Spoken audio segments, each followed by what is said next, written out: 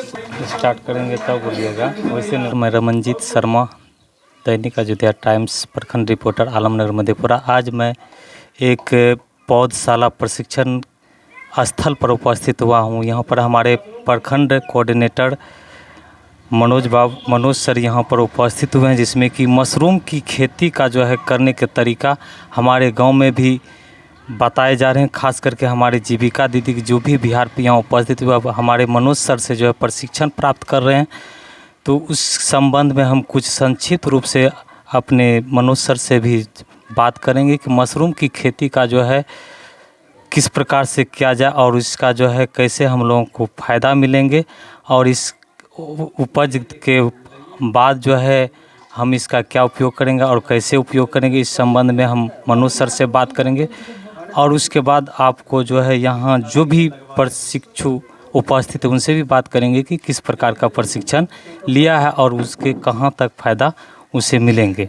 तो सर नमस्कार। आज सर यहाँ पर प्रशिक्षण मिला था मशरूम खेती विषय में, उसमें थोड़ा सा संक्षिप्त हम लोगों को जानकारी दिया जाए। धन्यवाद। आज मशरूम की खेती पर खापुर ग्राम में प्रशिक्षण दिया गया कृषि विभाग की ओर से, जो बिना खेत का खेती मशरूम को हम लोग लगा के करते हैं। कृषि विभाग आलमनगर में मैं पदस्थापित हूँ, मनोज कुमार, कृषि समन्वयक।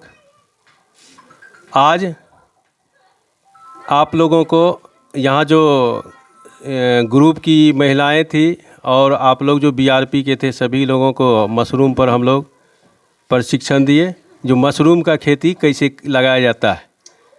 और यहाँ मशरूम का हम लोग लगवाए भी हैं, जो कि देखें आप लोगों के द्वारा जो भूसा को कैसे तैयार किया जाता है, और इसका जो बीज मिला था उस बीज को इस पन्नी में हम लोग भरवाए और इसको तैयार करके रखवाए हैं।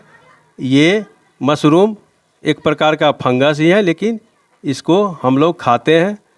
ये भी हिदायत दिए कि मशरूम जो गोबर का छत्ता दिखता है गांव में, वो खाने वाला नहीं है, उसको नहीं खाना है। इस तरह से मशरूम का हम लोगों को प्रचार प्रसार करना है और लगा के, चूँकि ज़्यादा इसमें प्रोटीनस है, ये इसको जो है शाकाहारी के लिए बहुत अच्छा व्यंजन के रूप में, सब्जी के रूप में हम लोग इसको खाते हैं और बहुत ज़्यादा लाभदायक है। इसलिए सरकार के स्तर से कृषि विभाग के द्वारा इस पर प्रचार प्रसार और प्रशिक्षण दिया जाता है। अगर हमारे में से कोई भी व्यक्ति लगाना चाहते सर, इसका बीज उपलब्ध कहाँ से होगा? हम लोग को विभागीय स्तर से इसका जो है मुफ्त रूप से जो है आपको बीज और सारा दवाई जो भी इसका प्रशिक्षण का सामग्री है उपलब्ध कराया जाता है।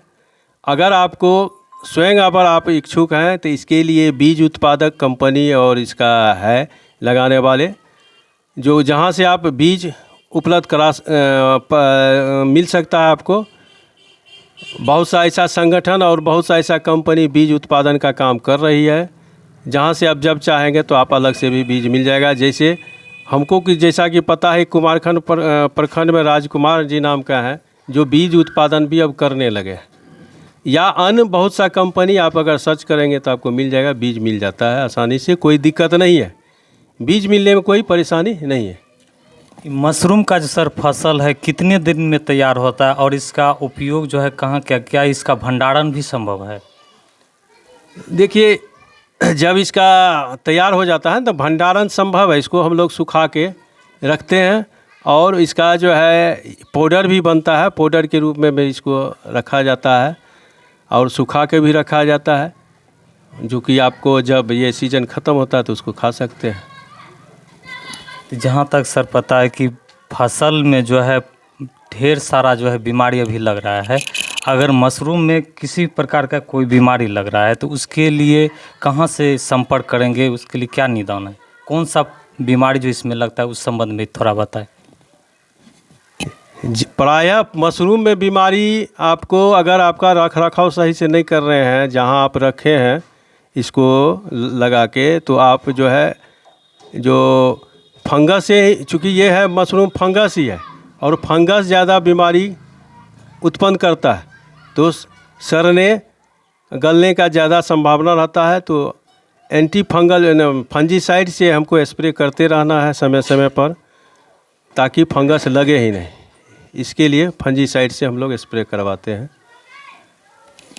धन्यवाद सर ने जो बताया कि जो भी है मशरूम की या खेती, आज जो हमारे दीदी सबको बताया गया, जो भी यहाँ पर हमारे उस उत्साह क्लस्टर साथ साथ आलमनगर प्रखंड के जितने भी वीआरपी थे यहाँ उपस्थित हुए थे और कुछ प्रशिक्षण भी प्राप्त किए और संतोषजनक प्रशिक्षण भी मिला। जो भी इसके साथ साथ जो पौधशाला संरक्षण परामर्श एवं उत्पादन वितरण का जो है यह तृतीय दिवस का भी प्रशिक्षण प्राप्त किए हैं। तो कुछ यहाँ जो भी वीआरपी उपलब्ध यहाँ मौजूद है, मैं उनसे भी बात करूँगा कि आप जो प्रशिक्षण लिए यह इससे कहाँ तक आप संतुष्ट है।